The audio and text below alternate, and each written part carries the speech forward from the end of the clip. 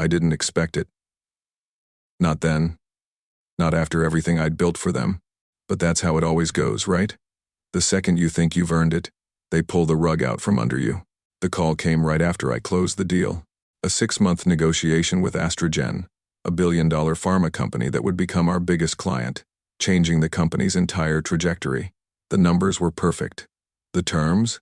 Exactly what we'd discussed. I didn't just bring them a contract. I brought them the future. But the second I set the pen down, signing the final page, I felt the tension in the room. I looked up at David West, the CEO, and he was smiling.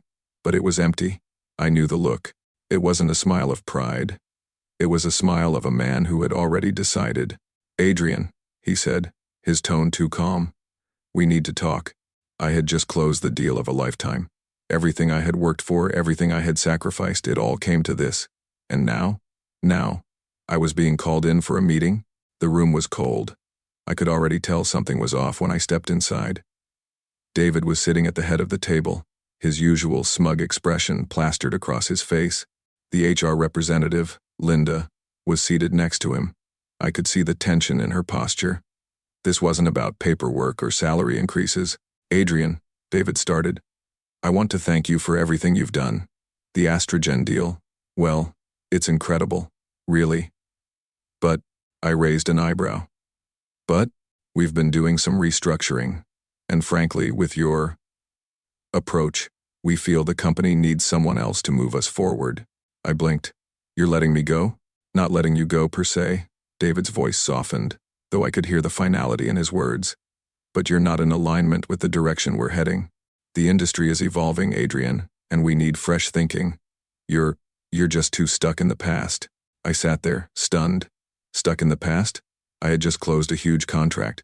I had pushed through months of negotiations, secured one of the most valuable deals in company history.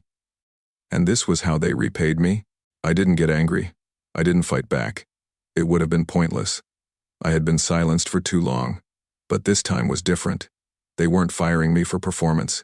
They weren't firing me because I hadn't delivered. They were firing me because I had become a threat. I had just shown them that I was indispensable. The worst part? They tried to make it sound like a favor. David's voice softened even further. "We've prepared a severance package, and Linda will go over the details. You'll have a smooth exit. We wish you all the best, Adrian."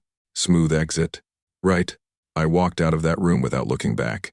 My mind was already racing ahead, thinking about what was next, about how I was going to prove them wrong.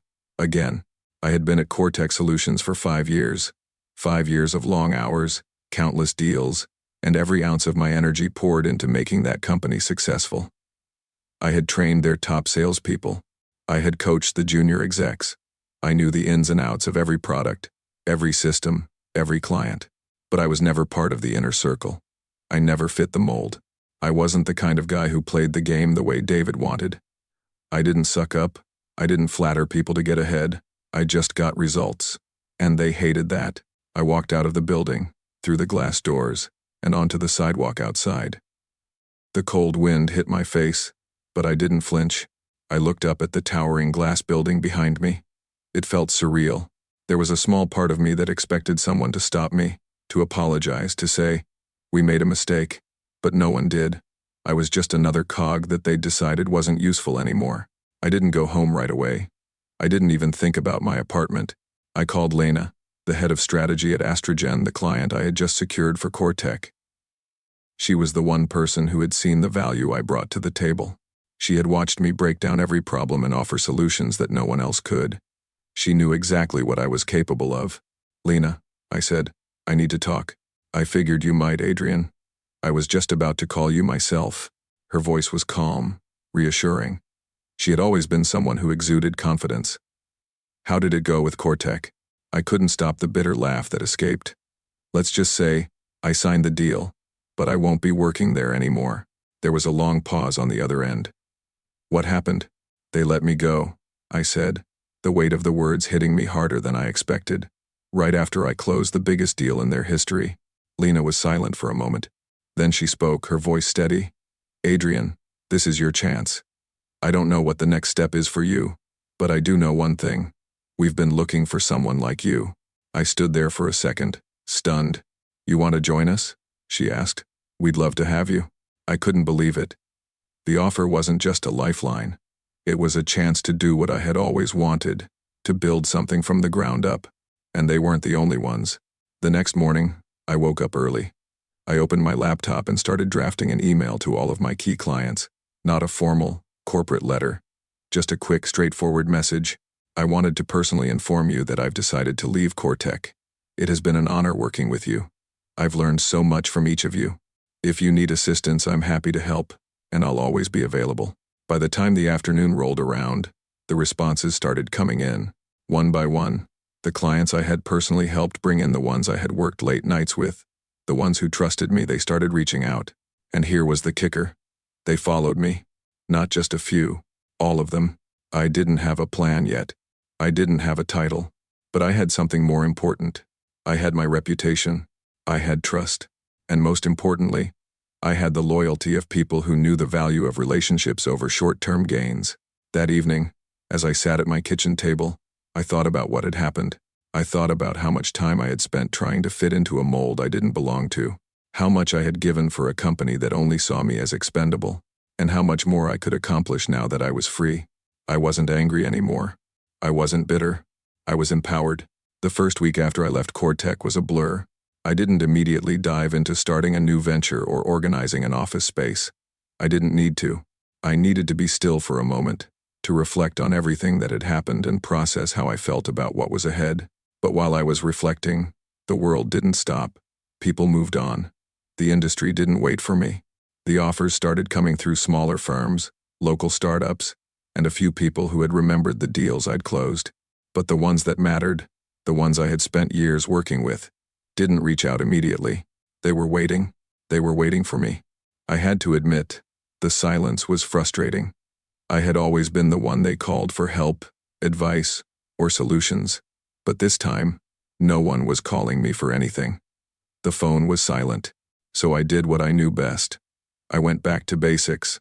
I sat at my kitchen table and started drafting emails to my top clients. Simple, honest, no fluff. I wasn't pitching anything. I wasn't trying to sell them on the idea of me starting a new business. I was just reaching out. Hey, client name. I wanted to let you know that I'm no longer at Cortec. I wanted to thank you for the trust you've shown me over the years. I'm still available if you need anything, and I hope we can continue to work together. I sent them one by one. I didn't send mass emails. I didn't use automation. I wanted it to feel personal, and it wasn't long before the first reply came in. It was from Lena, the head of strategy at Astrogen. Adrian, I've heard the news. We're sorry to see you go, but we respect your decision. I'd like to continue working with you. Let me know if you're available for a call. I didn't hesitate. I called her the next morning. We caught up on personal life first, as we always did. Then we got to business. I've been thinking about the future, Lena. Cortec was a great place to work, but I've realized I can't keep doing things the way they expect me to. I want to build something that matters, not something that's just about profits and scale. And I think you know exactly what I mean. There was a long pause. Then she replied, I've been having the same thoughts. We were never about the tech, we were about the people who used it. And honestly, I trust you more than I trust any big name. So, what's next for you? I'm building something. A new direction. It's not going to be fast. It's not going to be flashy. But I promise, it's going to be real. And if you're willing to help me build that, we'll do something that's better for everyone. She agreed. That call was the first step. Not just for me, but for something larger. Loyalty. And that's what hit me hardest. My clients didn't care about the brand. They cared about me, about the value I brought. They trusted me to get the job done, no matter what the company was called. A few days later, I had a second call. This time it was Eric, the VP of Sales at Dataflex Solutions. I had worked closely with them on several deals, guiding their integration process and ensuring the systems were set up properly. They had always been one of my most loyal clients, and I had always made sure they were taken care of. Adrian, we've heard the news. What's going on? Do you need anything? Not really. Just wanted to let you know that I'm no longer with Cortec. I'm moving on, and I'm starting something new. If you ever need anything at all, don't hesitate to reach out. There was a silence on the other end. Then, Eric's voice broke through. We need you. Can we talk about working together directly? We trust you, Adrian. We can't afford to lose that trust. That was the second time I'd heard that phrase in the same week. Trust. I didn't ask for more. I didn't try to force a deal. But I knew that trust was what I had built my career on, and it was now what was going to carry me forward. Within a week, I had 5 solid commitments from former clients who had all agreed to continue working with me, whether through consulting or direct partnership. But it didn't feel like I was just getting the business back. It felt like I was getting respect again. I spent the next few weeks rebuilding, not just the business, but my identity. I knew that to get ahead, I had to prove that I wasn't just the guy who built deals. I was the guy who built relationships. One afternoon, I called Sarah, my former colleague from CoreTech. She had always been the one to help with logistics, with onboarding, with the systems that allowed our sales force to work seamlessly. When I called her, she was excited to hear from me, but I knew she was probably still reeling from the news. Sarah, I know it's been a while, but I want you to know that I'm starting something new. I'm not asking you to join me, but I do want to build something that's more than just profit. I want it to be real. I'm listening. I didn't waste time. The systems we built at CoreTech were good, but they were flawed. They were focused on the wrong things. I'm going to build something that values people over the process. Something that brings value to businesses, but doesn't leave employees behind. She agreed to join me. It was clear now. I wasn't just rebuilding a business. I was rebuilding trust in a system that had been broken long before I left. I had a vision for a company that didn't just focus on scaling, but on relationships. And it felt right. 2 weeks later, we officially started our own company, Porter Solutions, under my name. It wasn't about rebranding or competing with the giants. It was about doing things the right way, not just for profits, but for the people we served. I had built relationships, and now I was going to honor them. But there was still something gnawing at me. The company that had fired me was still out there, still trying to make the same mistakes, still pushing the same products, still competing in a market that didn't care anymore. They couldn't even see me coming. The first few months after I left, CoreTech felt like a blur. At first, it was all adrenaline, the rush of having nothing but myself and a small team, no hierarchy, no red tape, just people who believed in the same thing I did, doing the work with integrity, building something real, and treating clients as partners, not assets. We quickly became known in the startup ecosystem, not because we advertised or pushed sales. It wasn't even about a flashy website. It was about the work we did. We put in the hours. We didn't rush the results. And most importantly, we honored the trust we built with our clients. But trust is a double-edged sword. You can earn it, but you can also lose it just as quickly. After we landed those first few clients, we moved from being the underdog to someone worth watching. Clients who had initially been hesitant to leave CoreTech followed us, seeing the value of our approach.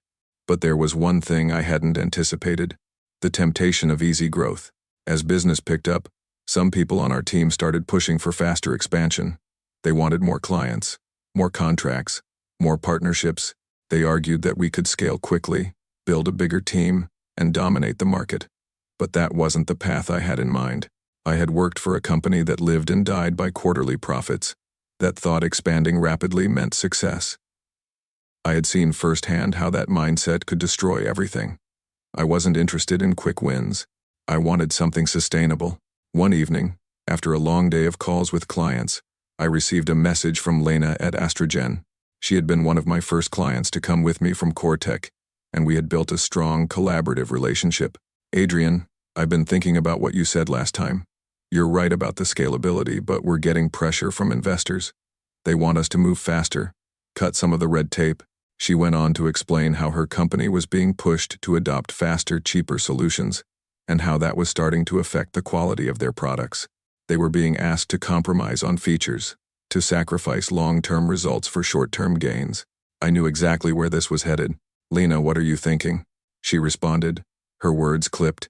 "We've been working with you for a while, and I'm starting to see the difference in the quality of your work compared to others. But I need to ask, are you going to scale, Adrian?" I took a deep breath. I knew what she was asking. The question wasn't about whether we could grow, but how we would grow. Would we stick to the plan and prioritize quality, or would we give in to the pressure and cut corners? I called a meeting with my team the next day. It was time to discuss the future of Porter Solutions. The team had grown by now. And while the work was still top-notch, we were starting to see signs that the pressure to scale was beginning to affect our culture. "We've been approached by several firms that want to invest in us," I said, standing in front of the whiteboard. "But we need to ask ourselves, do we want to grow quickly, or do we want to grow the right way?" Rebecca was the first to speak up. "We can't ignore the opportunities. The demand is out there, and if we don't capitalize on it, someone else will." I shook my head. "It's not about ignoring it. It's about making sure we do it right. We've built something special. We're not going to throw that away for a quick buck." David, who had become the head of our strategy, agreed. "If we go down that road, we risk losing everything that made us different. We need to remember why we started this. It's not just about scaling. It's about creating lasting value." I looked at each of them. "Exactly. We're not going to lose focus. We're going to keep our core values in place: trust, quality, and loyalty." I spent the next few days working on a new proposal for Astrogen. Lena's concerns were valid, but I wanted to reassure her that we were still committed to the long-term vision we had set out. I didn't want to compromise on quality. I didn't want to fall into the trap of chasing growth at all costs. I crafted a new partnership proposal, one that prioritized sustainable scaling. It was going to be a harder sell, but I believed in it. I believed in us. When I sent it to Lena, I didn't expect an immediate response.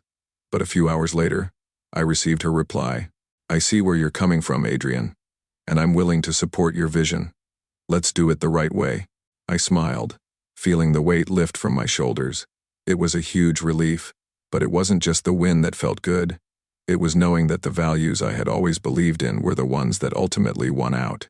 A few weeks later, I was having lunch with Lena, discussing the future of the partnership, when she dropped a bombshell.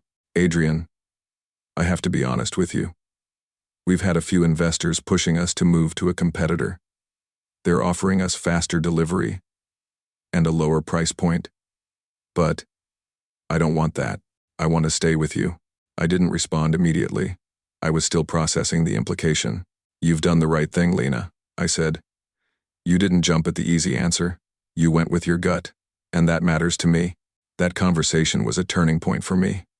It made me realize that loyalty wasn't something that could be bought. It wasn't about the biggest paycheck or the quickest deal. It was about the relationships you built along the way, and I was building something that was worth fighting for, something that wasn't just about me but about us. I called the team together that afternoon and shared the news. We weren't just surviving anymore, we were thriving. The path wasn't going to be easy, but we had made our decision. We were going to stay true to our values, no matter how much pressure we faced. "We're not here to be the biggest," I said, standing before them. "We're here to be the best." The next few months were the hardest I had ever worked, but they were also the most fulfilling. We didn't just scale, we refined. We improved our processes. We built stronger relationships. We prioritized the long-term vision over the quick fixes that would have easily led us astray. And in the end, it paid off.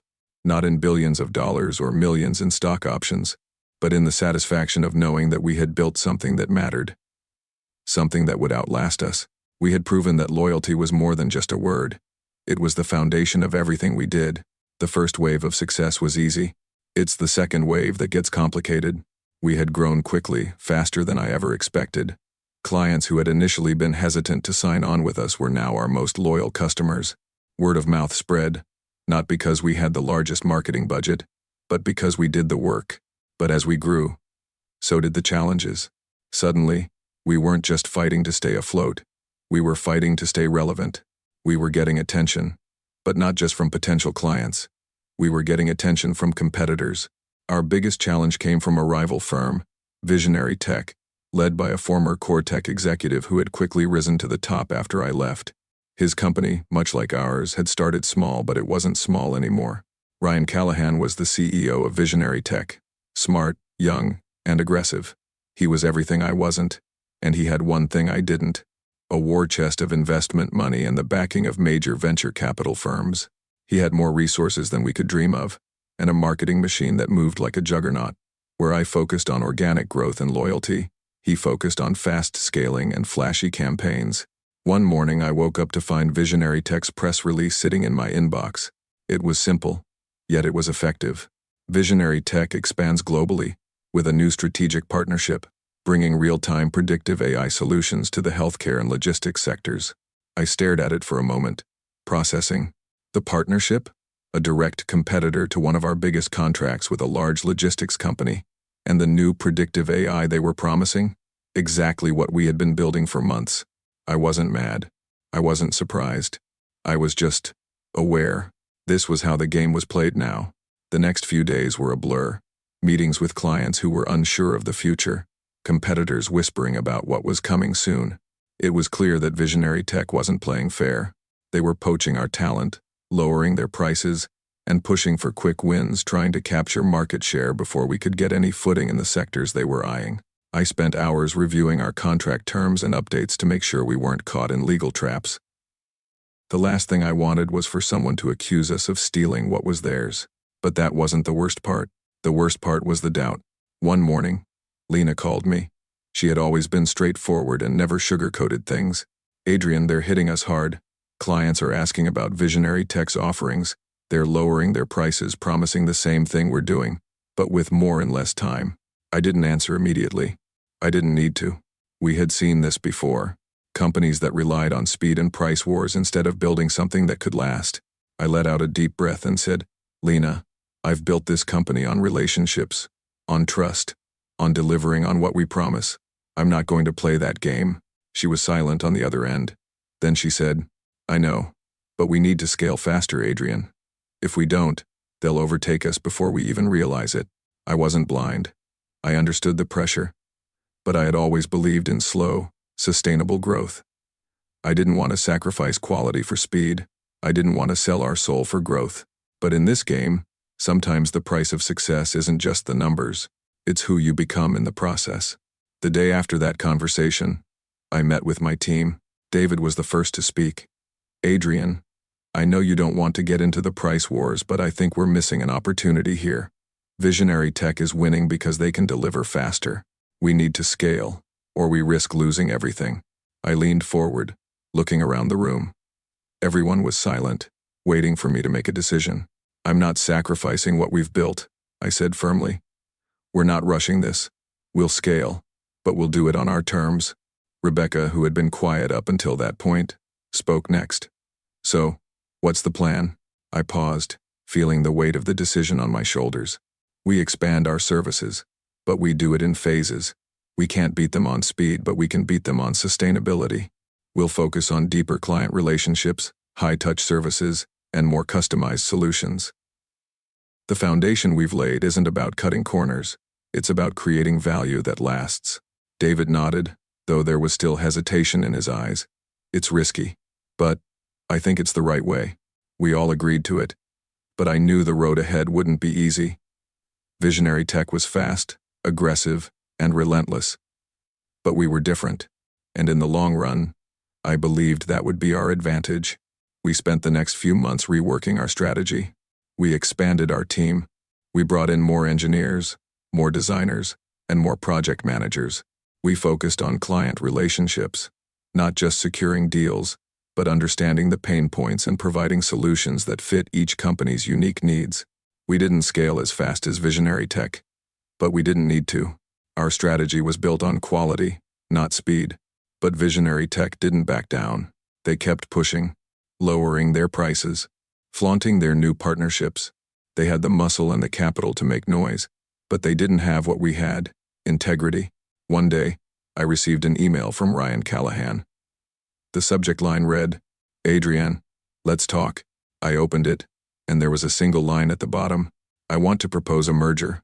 I stared at the email, knowing what was coming. He wasn't offering a deal because he respected what we had built. He was offering it because he realized the competition would break them, and he didn't want to lose. I wasn't surprised, but I wasn't going to give in.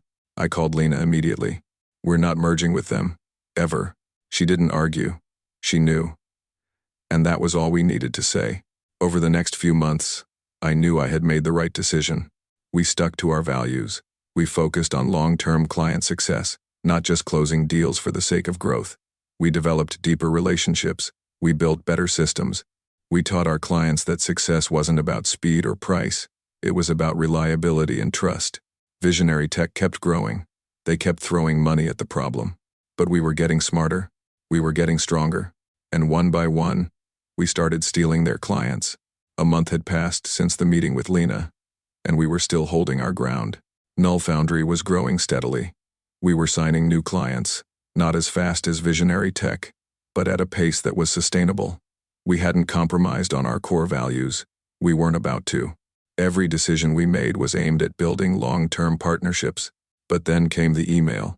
It wasn't from Lena. It wasn't from any of my old colleagues. It was from Ryan Callahan. Subject: let's talk. I opened the email, and there it was, blunt and to the point. We're preparing an acquisition offer for Null Foundry. We want to discuss terms. We see this as the only way forward for both of us. I stared at the screen. I wasn't shocked. I knew it was coming. Visionary Tech had been circling around us for months. They had their eyes on our technology, our clients, and our market share. And now, it seemed like they were trying to buy us out. But I wasn't about to be bought. I forwarded the email to Lena and the team. We sat down for a meeting that afternoon. Ryan's proposal wasn't subtle. He wanted to acquire Null Foundry outright, roll our tech into their platform, and integrate our team into their operations. It wasn't a merger. It was a takeover. They weren't offering us a partnership. They weren't offering us a share in the future. They were offering us a price tag. But the thing was, I knew. They were offering us a deal because they had no choice. Visionary Tech was struggling. They've been circling us for months, I said, standing in front of the whiteboard. They see us as a threat. But this isn't about them making us an offer. It's about our value. David, our head of strategy, spoke up. It's an opportunity, Adrian. They'll give us the resources to scale. We could expand fast. Think about it. I shook my head. I'm not selling out. We've built this on our terms. We're not handing our future over to someone who's only looking to protect their own interests. We spent the next few hours discussing the offer, the pros and cons, the potential for expansion, the risks of losing control, and the ethical implications of accepting Visionary Tech's terms. But I kept coming back to the same thing. I didn't build Null Foundry just to sell it. We had spent years building trust, not just with our clients, but with our own team. I wasn't going to let that go, no matter how much money Visionary Tech threw at us. But then Lena spoke up. Adrian, I get it. I really do. But we need to be realistic. Visionary Tech is going to keep pushing until we fold. They've got the capital, the marketing machine, and the momentum. If we want to survive, we'll need to fight fire with fire. We can't afford to play nice anymore. I looked at her, seeing the frustration in her eyes. I knew she was right. We couldn't afford to sit back and wait. But at the same time, I wasn't going to let them dictate the terms. I made a decision. The next day, I called Ryan. We set up a video conference for 10 a.m. His smirk was already there when he appeared on the screen. Adrian, he said, leaning back in his chair. I'll be honest, I thought you'd jump at this offer. I really did. We're offering you a chance to be part of the future, to scale faster than you ever could on your own. I didn't reply immediately. I let the silence sit there for a moment. Ryan, I said finally, you've got one thing right. I'm not jumping at your offer. You see, I'm not looking for a fast exit. And I'm definitely not going to be part of a company that doesn't value the things I care about. So here's the deal. You can have Null Foundry, but only on our terms. Ryan's expression faltered slightly. What do you mean? We're not a company for sale. We're not interested in merging. You want us? You'll work with us, not take us over. He leaned forward, clearly irritated. Adrian, you're playing hardball, but you don't have the leverage here. We can buy your company. We can buy your clients. That's where you're wrong, I said calmly. You don't understand the value we've created. It's not just in the code or the contracts. It's in the relationships. It's in the trust. Ryan opened his mouth to argue, but I held up my hand. I'm giving you a choice, Ryan. You can either work with us, respect what we've built, or you can keep doing what you're doing trying to buy the competition out. But know this, you're not going to win by taking over companies. You'll only win by earning the trust of the people who matter. The silence between us felt thick. Ryan was angry now, his hands clenched, but I could tell that he knew deep down that I was right. I'll take that into consideration, he finally said, his voice cold. But don't think this is over, Adrian. We'll make sure we're on top, one way or another. I ended the call, feeling the weight of the decision on my shoulders. It wasn't just about the deal. It was about something bigger. Control. That night, I sat in front of my laptop, staring at the message Ryan had sent me. I could feel the pressure building. The road ahead wasn't going to be easy. Visionary Tech had the power, the resources, and the momentum. But we had something better. We had loyalty. We had trust. And we weren't going to sell that for anything.